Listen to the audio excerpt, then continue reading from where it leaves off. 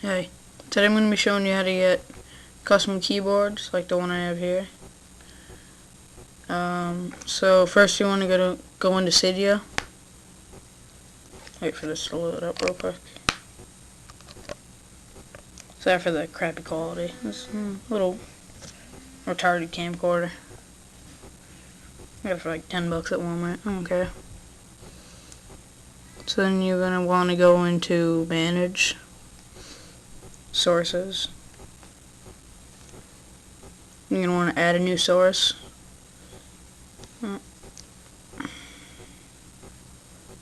Stupid reloading data.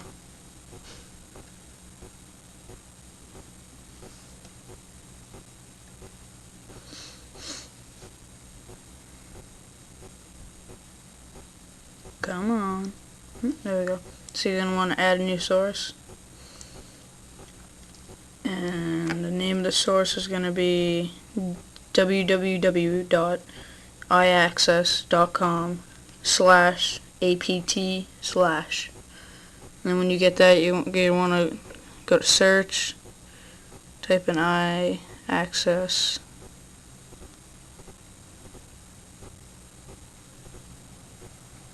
You're gonna want to get the one that says for English, the number 4.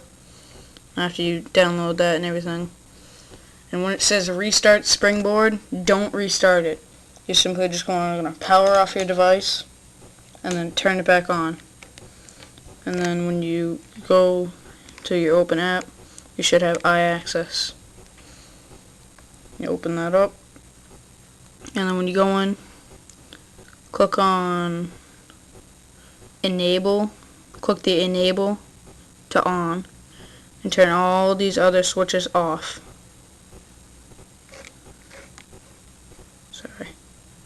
Turn them all off. And then to get the actual keyboard, you're going to go into Cydia. And then type in iAccess.